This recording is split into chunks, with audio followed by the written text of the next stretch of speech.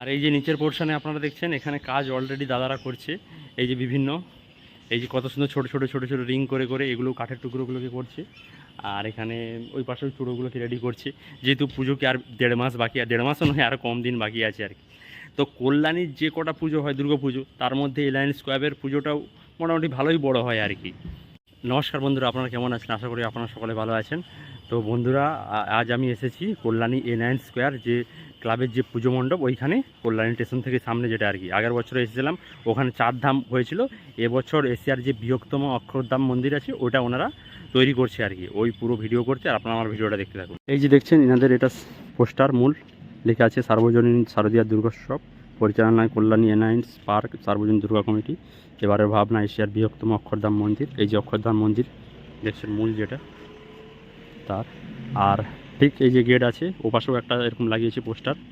এই গেট দিয়েই আপনারা প্রবেশ করবেন। প্রবেশ করেই এই মন্দিরের দর্শন করবেন, মন্দিরের দর্শন করে তারপরে প্রতিমার দর্শন করবেন। দর্শন করে এবার আপনারা যে যার গন্তব্যে যাবেন।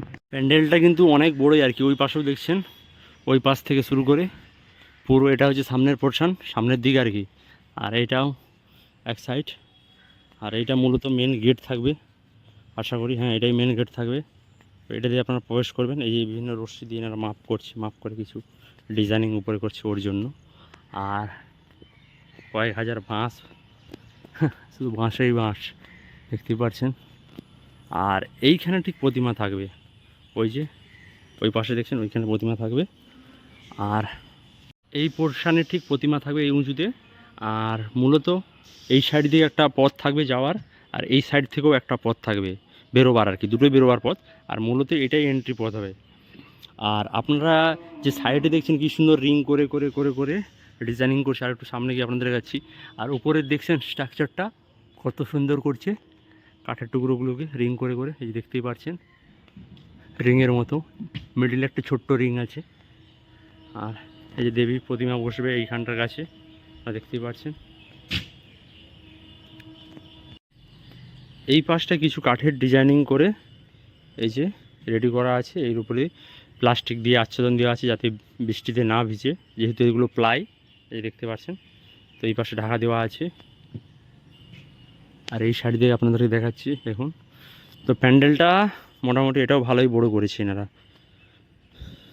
দেখবেন এই নিচে কাজ করছে, এনাদের কাজ চলছে, দেখতেই পাচ্ছেন। এই যে কত করাত, পেরেক, হ্যামার সব রাখা আছে এখানে চারিদিকে, শুধুমাত্র আপনাদের আমাদের সকলের জন্য এনারা অক্লান্ত পরিশ্রম করে যাচ্ছে। দেখতে পাচ্ছেন এই পাশেও কত সারি সারি সারি সারি কাঠের টুকরো রাখা আছে। এই যে এই সাইড, এই পাশেও দেখছেন কত কাঠের টুকরোকে ডিজাইনিং করে রাখা হয়েছে। আর এইটা হচ্ছে পেছনের দিক, যে ফাঁকা মাঠ, এটা খালি থাকে। এটা দেখছেন কত কাঠের টুকরোকে ডিজাইনিং করে করে দাদারা এনার রেখেছে। আর এটা ঠিক হলো এক সাইডের পোর্শন, এই দেখতেই পাচ্ছেন আপনারা। তো আগের বারে 4 ধাম করেছিল, ওই উপরে উঠে সবাই ওই সাইড দিয়ে উঠে উঠে সিঁড়ি দিতে, আবার এই সাইড দিয়ে মায়ের দর্শন করে ঠিক এই পাশ দিয়ে বেরোতো।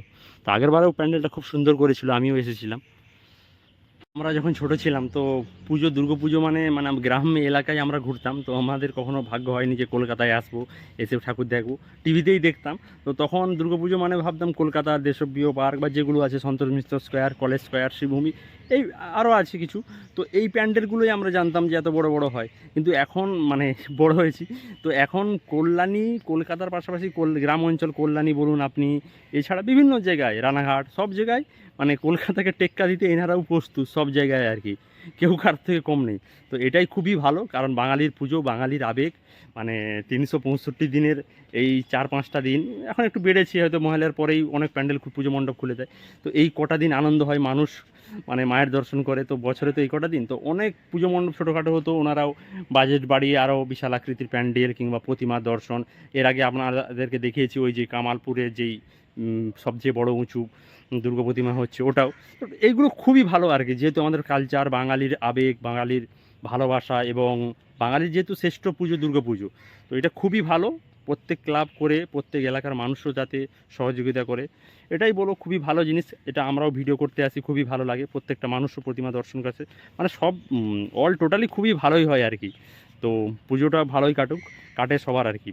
তো একটাই কথা আপনাদেরকে বলবো, এত কথা আমার বলার মানে এইটাই যে আপনারাও পুজোর 4টা দিন খুব ভালোভাবেই, 4টা কেন, আপনারা পুজোর 6-7 দিন ভালোভাবে উপভোগ করুন। কারণ 365 দিন বাকি, 300 দিন তো আপনারাই যে যার কর্মব্যস্ততায় থাকেন, সেটাই বলছি আর কি, আর কিছু না। তো আপনারা কল্যাণী এনএন স্কোয়ার ক্লাব পুজো মণ্ডপ কীভাবে আসবেন বলি। আপনারা কল্যাণী রেল স্টেশনে নামবেন, ওখান থেকেই আপনারা কত 5 মিনিট হেঁটেই আসতে পারবেন, যাকেও জিজ্ঞাসা করবেন। এছাড়া পুজো মণ্ডপ আর কিছুদিন বাকি আছে, কল্যাণী স্টেশনের সামনে সাইনবোর্ড এনারা দিয়ে দেয় কোন দিক দিয়ে আসতে হবে, পুরো গেটও করে দেয় এনারা। তো আপনারা এসে এবছর কল্যাণী পুজোগুলো দেখে যান বেস্ট কটা।